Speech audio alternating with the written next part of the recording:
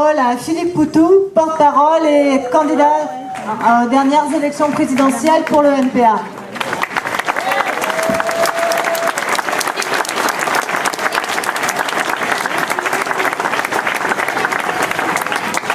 Salut à toutes et tous. Donc, bon, les temps sont durs, vous savez tous, mais on peut aussi des fois se satisfaire un peu de bons moments. Et là, on est un peu plus nombreux que d'habitude, même pas mal plus nombreux, et on peut faire le lien peut-être avec la campagne présidentielle qui a été menée il y a quelques semaines. Et certainement que ça a été un bon moment pour la plupart d'entre nous. Voilà, parce que ça montre aussi que c'est parfois utile d'essayer de se présenter même à une campagne présidentielle, même avec toutes les contradictions que cela pose pour nous, hein, personnalisation et puis participer à un jeu électoral dont on sait pertinemment qu'il ne sert à rien ou à tromper les gens, dont on sait aussi en plus qu'autour de nous pas mal de gens n'y croient plus. Mais le fait d'y être, ça a permis de faire entendre une autre voix, comme on dit, faire entendre d'autres idées, faire entendre la voix du NPA, le programme du NPA, un programme anticapitaliste. Et puis au-delà de faire entendre ce que nous on est, c'est aussi faire entendre quelque part notre camp social, ce qui vit, ses souffrances, et puis l'envie ou l'aspiration en tout cas à un autre monde, à une autre société. On a fait entendre tout ça et ça fait du bien à nous militants et ça fait du bien donc au-delà. Je ne parlerai pas du débat du 4 et puis un peu de certains événements de la campagne, mais globalement en tout cas notre campagne elle a permis de faire entendre ça, cette révolte-là, ces idées anticapitalistes.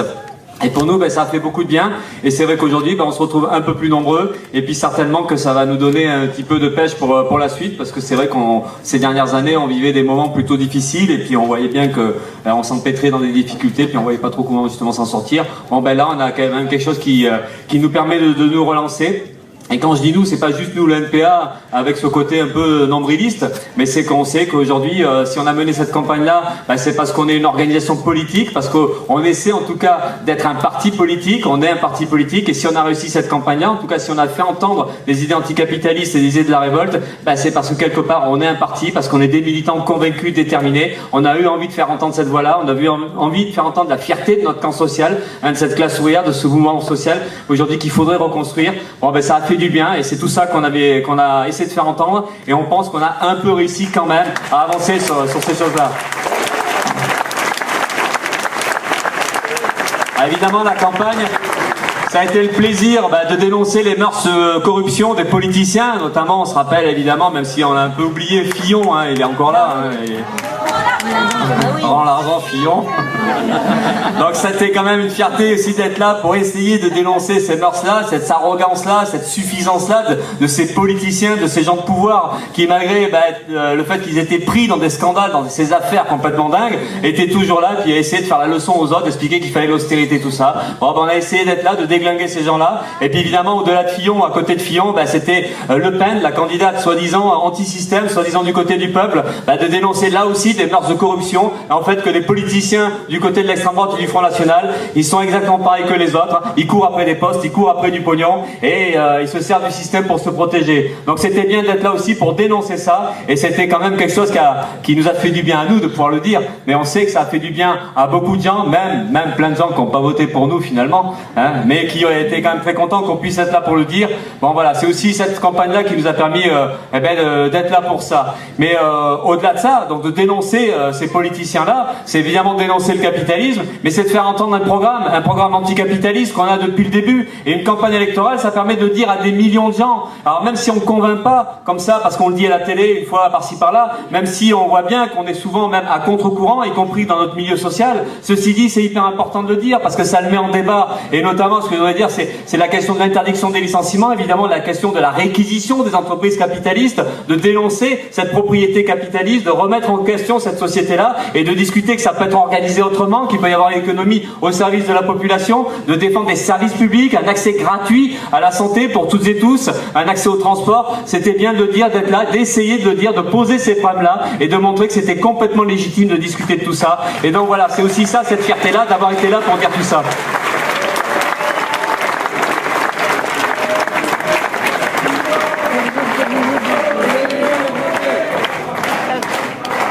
Partage des richesses ou alors ça va péter, ça va péter. J'aimerais bien, enfin, je sais pas. Je m'en fous, j'ai le temps, je peux.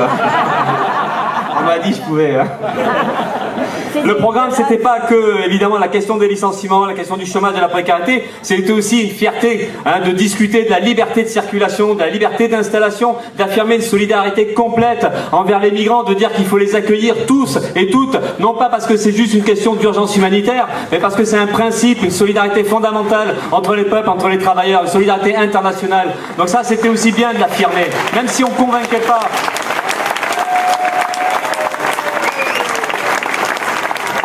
Qu'il y en ait au moins quelques-uns qui soient là pour soutenir des luttes comme Cédric Héroux et puis tous les militants qui y a avec lui, de discuter de ça. Heureusement qu'il y a des gens qui se solidarisent, qui sont là, qui essaient d'aider au quotidien et qui essaient justement de combattre les politiques d'État racistes, xénophobes et qui essaient aussi de refuser le monde qu'on veut nous proposer. Donc aussi être là pour dire tout ça, l'affirmer haut et fort, eh ben, c'était quelque chose qui était important pour nous et ça on a réussi quand même à le faire entendre aussi. Dans nos idées, dont on est fier de défendre, c'est aussi la question d'une écologie radicale, de dénoncer le système capitaliste, de dénoncer le productivisme, cette destruction de la planète, la destruction aussi au niveau de la malbouffe. On voit tous les niveaux de l'agriculture, de ce qu'elle est aujourd'hui, tout ça, de parler de ça, de poser ces problèmes-là et de discuter que la seule solution, c'était véritablement un service public, mais un service public y compris sur l'alimentaire, de discuter que finalement la réponse était forcément la réappropriation, la discussion de comment on réorganise tout ça, comment nous, la population, on est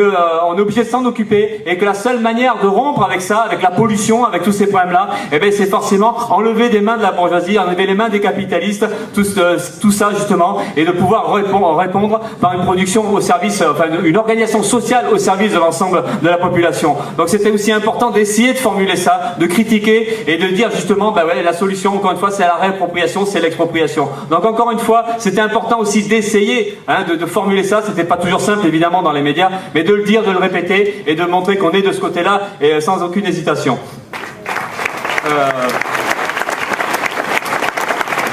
Un aspect aussi qui est important de dire, même si même nous, chez nous, ça a suscité des discussions, des fois des malaises, c'était d'affirmer qu'il fallait désarmer la police. Voilà, donc c'est important d'en discuter. Parce que même par moments, c'était pas si évident que ça, tellement ça choquait, tellement même dans les médias, on se faisait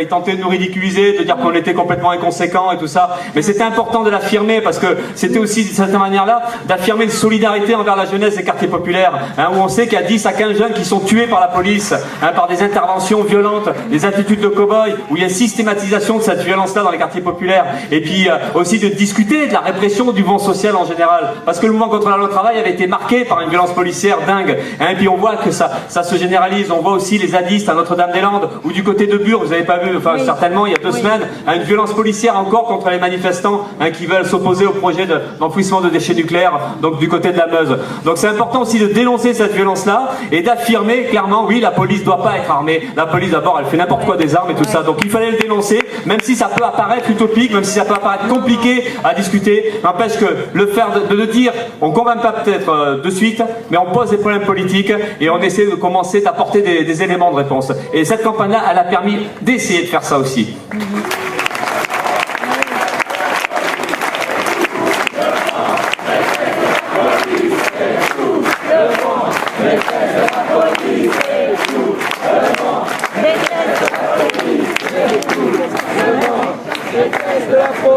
Au-delà d'un programme politique anticapitaliste, essayer de faire entendre, de défendre, c'est tout simplement la question de faire entendre la voix d'un camp social qui est aujourd'hui exploité, surexploité, opprimé. C'est dans une époque où on voit bien l'identité nationale, les chauvinismes, toutes ces idées d'extrême droite, ces préjugés, ces oppressions, de diviser notre camp, d'essayer de stigmatiser les uns les autres, notamment évidemment les immigrés, les femmes. Donc c'est comment on arrive à discuter de l'unité de notre côté, donc c'est l'unité d'un camp social. Et c'est aussi faire entendre cette voix-là, cette voix d'un camp, de discuter de lutte des classes et que notre identité, c'est une identité de classe, qu'elle est à construire, à reconstruire, et d'autant plus urgent aujourd'hui que non seulement on a un chauvinisme, on a des tas de préjugés qui essaient de diviser notre camp, venant évidemment de nos oppresseurs, des possédants, mais même y compris à gauche, on a des problèmes de ce côté-là, des idées chauvines, cette idée de protectionnisme, comme s'il y avait des choses qui pouvaient, les frontières pouvaient quelque part nous protéger. Donc nous, il faut rejeter tout ça, discuter justement de solidarité internationale et discuter donc d'une classe sociale qu'il faut construire, de cette identité-là qu'on a intérêt à construire, et ça passe aussi par des campagnes électorales, mais ça passe notamment par une organisation ou des organisations qui défendent ça, et c'est pour ça que cette campagne-là a été importante à notre avis de ce point de vue-là, parce que c'est aussi l'idée de construire un outil politique pour les exploiter, pour les opprimer, qui puisse défendre tout ça, qui puisse à la fois cultiver cette conscience de classe, cette solidarité-là, mais en même temps discuter de l'affrontement contre les possédants, et de discuter du renversement de ce système-là. Donc cette campagne-là n'a pas permis forcément de tout développer, mais n'empêche que c'est parce qu'on est un parti motivé de ce côté-là, le NPA, même si des fois on doute de nous, évidemment, on est tellement fragilisé, tellement blessé, tellement des fois petit qu'on se demande si on sert encore à quelque chose. Et bien cette campagne-là, elle a montré quand même quelque part qu'on pouvait être utile, et que ça ne peut que nous encourager aujourd'hui pour se reconstruire, pour redévelopper les comités, pour encourager les camarades à venir, à revenir vers nous et à discuter justement de pourquoi c'est important et c'est fondamental de construire un parti qui discute de ça, de l'anticapitalisme, et qui discute de notre camp social, de la fierté, de la dignité de notre camp social, qu'on peut aujourd'hui discuter de politique, de faire de la politique, de tout réorganiser et avoir cette prétention-là, de combattre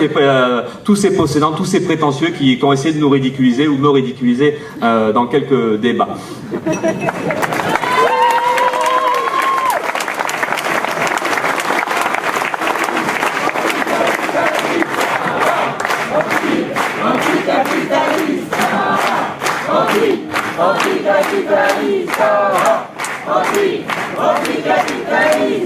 Alors évidemment,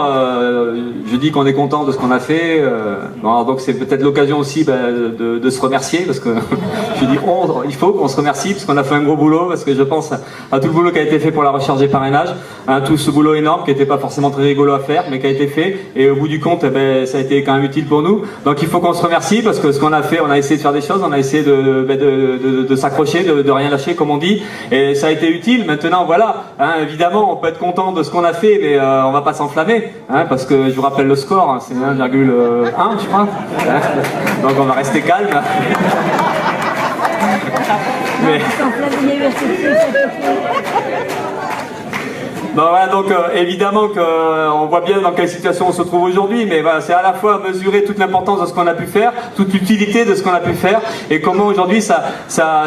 doit nous aider à faire la suite, à construire la suite. Et construire la suite, on sait que c'est hyper important, parce qu'on voit bien le monde dans lequel on vit, un monde pourri, le capitalisme, ça on savait, mais cette crise du capitalisme qui devient de plus en plus brutale, il montre aussi plein d'aspects pourrissants de ce système-là, et un des aspects aujourd'hui qui nous frappe, en tout cas, et à laquelle on a dans la tête, c'est le terrorisme, parce qu'il y a encore une semaine à peu près, il y a eu un attentat terroriste à Barcelone, une voiture bélier comme on dit maintenant, ça devient une mode du côté pas que des terroristes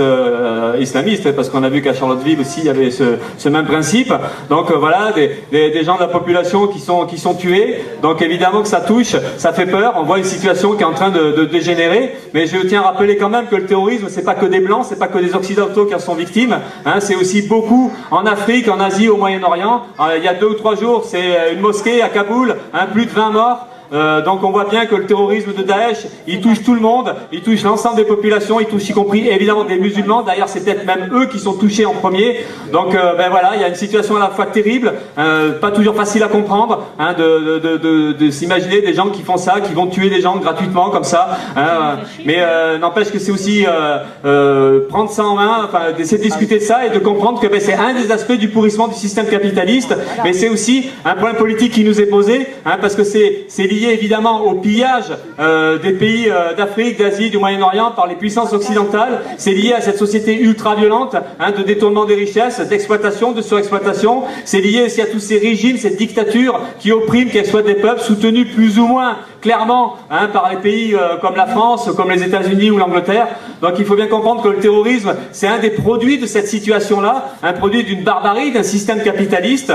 qui fait qu'aujourd'hui, Christine en a parlé, mais qui depuis 7 ans, il y a un Assad qui massacre son peuple, qu'à côté de ça, il y a des dictatures qui se renforcent. Bon voilà, la bataille contre le terrorisme, évidemment, et c'est ce qu'on a essayé aussi de dire dans la campagne, c'est pas juste des policiers et des militaires dans la rue, c'est poser ce problème politique-là, c'est combattre les politiques impérialistes, c'est combattre les ventes d'armes dans ces pays-là, l'Arabie Saoudite, au Qatar, en Égypte, c'est exprimer une solidarité internationale à l'ensemble des peuples, mais c'est dénoncer ce système capitaliste. Et quand on voit la situation actuelle avec cette question du terrorisme et de la violence, de l'oppression, des massacres et des guerres qu'il peut y avoir, ça montre aussi tout toute l'urgence qu'il y a à l'échelle internationale de construire ce parti politique dont les opprimés et les exploités ont besoin. Et donc à nouveau de discuter de cette question de classe sociale à l'échelle internationale et de discuter que la solution, évidemment, c'est par-delà les frontières, c'est comment on y répond politiquement et que forcément c'est discuter d'un capitalisme mondial qu'il faut renverser.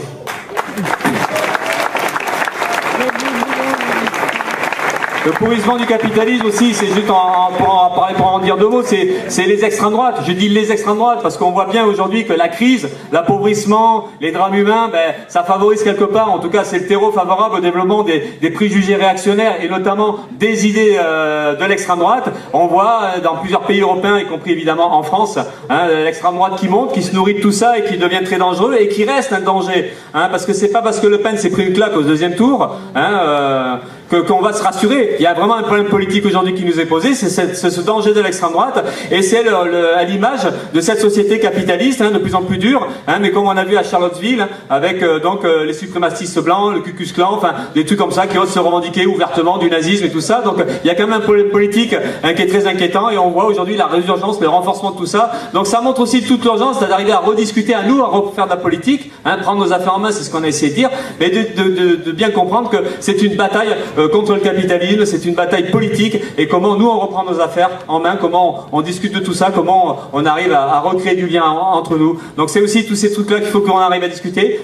Le pourrissement du capitalisme avec tous ces aspects-là, la réponse aujourd'hui, c'est pas des réformes, c'est pas croire que finalement on peut améliorer un petit peu ou limiter la casse comme ça, c'est vraiment le problème fondamental du renversement de ce système-là. Donc c'est la confrontation avec les possédants, c'est la destruction de la propriété privée des capitalistes, et c'est d'arriver à faire discuter de véritable démocratie, et donc c'est la question d'une classe sociale qui reprend en main tout ça. Donc voilà, donc ce que je vous dis là, évidemment, on le sait tous, quand on en discute autour de nous, ça paraît très utopique, parce que on est tellement loin, tout ça, on est tellement en train de subir des tas de choses, n'empêche que l'affirmer et essayer de le construire et s'adresser très largement avec ces idées-là, c'est important à faire, parce que c'est comme ça qu'on peut au moins démarrer ces discussions-là, puis avancer sur la construction de partis politiques dont on a besoin aujourd'hui. Donc pour redescendre un petit peu sur terre, ou revenir peut-être à des enjeux plus immédiats, il y a la rentrée sociale qui s'annonce, enfin on espère qu'il va y avoir une rentrée sociale, donc ça fait un petit moment qu'on l'attend. Bon, il y a le nouveau gouvernement avec le tout jeune Macron, vous avez vu, il est en chute libre du point de vue de la popularité, donc en fait c'est un peu rassurant quand même, parce qu'il a fait illusion il n'y a pas très longtemps.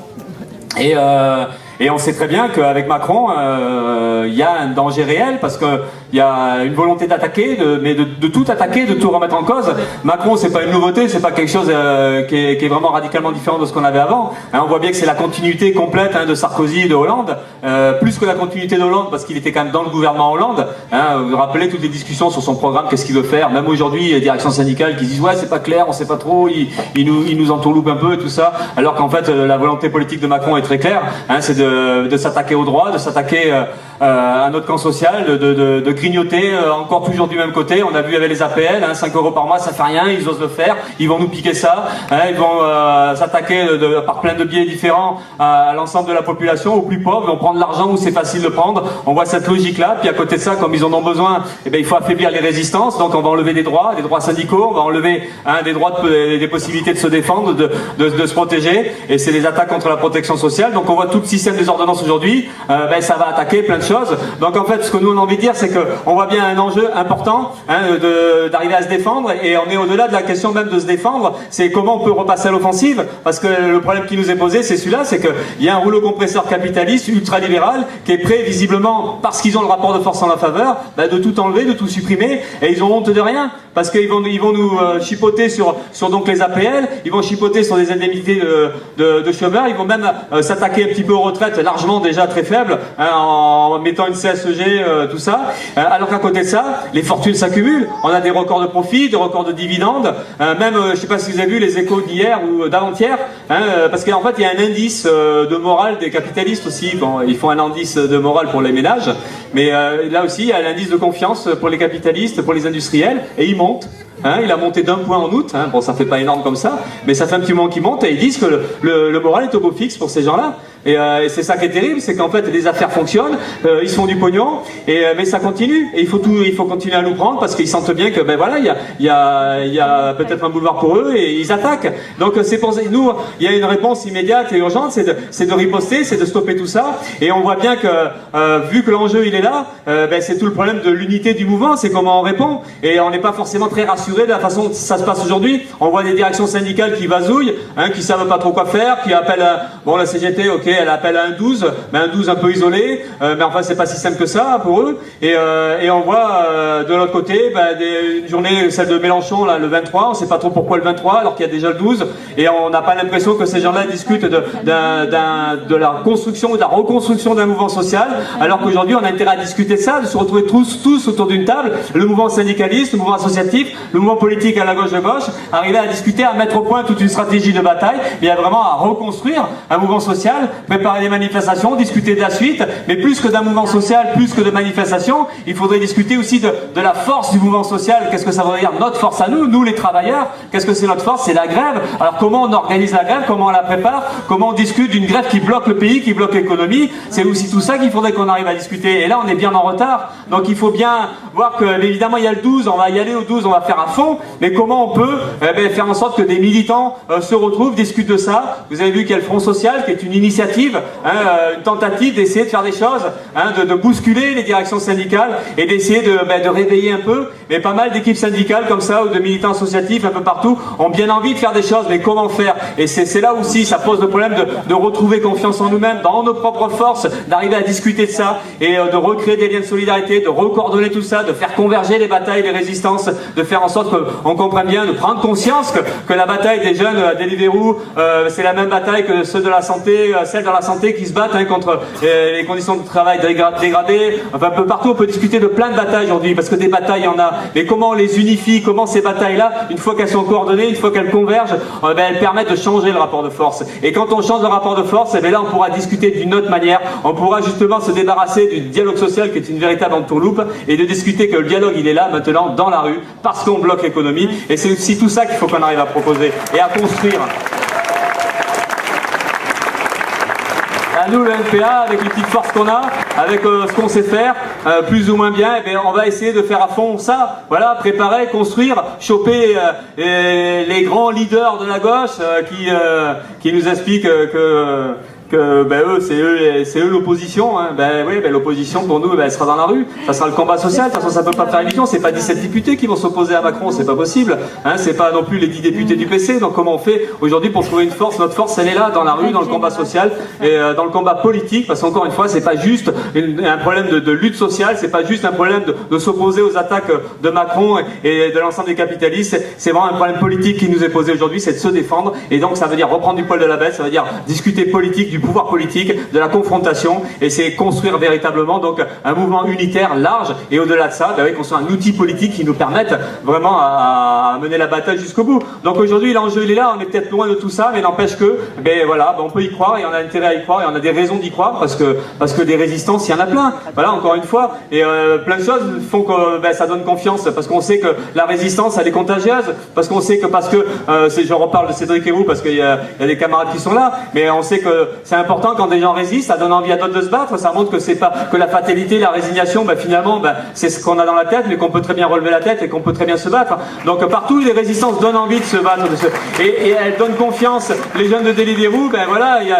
ils racontaient, il y en a qui disent finalement c'est pas si impossible que ça de se défendre, alors que des fois on apparaît complètement démuni, on croit qu'on peut rien faire, qu'on est complètement fragilisé, tout ça, c'est vrai aussi. Mais bon, voilà, donc on a des raisons de croire à tout ça, ça peut changer, ça peut basculer, en France comme ailleurs, hein, parce que heureusement d'ailleurs, il peut y avoir des mouvements sociaux qui peuvent nous surprendre, qui peuvent nous aider aussi à relancer les batailles, mais voilà. Donc ce que je veux dire, c'est ça, c'est cette rentrée-là, on a des raisons de se lancer à fond, de la préparer, de construire, de choper les uns les autres, et puis de discuter, mais il faut construire ensemble, à la fois un mouvement social, mais en même temps de la discussion, ne pas l'oublier, de la discussion d'un parti politique qu'il nous faut, hein, parce que parti, il y en a qui sont gênés avec ce mot-là, mais bon, mouvement, parti, en tout cas un outil, quelque chose qui nous organise à nous, notre camp social, et qui permet de mettre en avant toutes nos idées anticapitalistes, et puis à un moment donné, de régler les comptes, et il y a besoin, c'est urgent. Voilà, donc bonne rentrée sociale.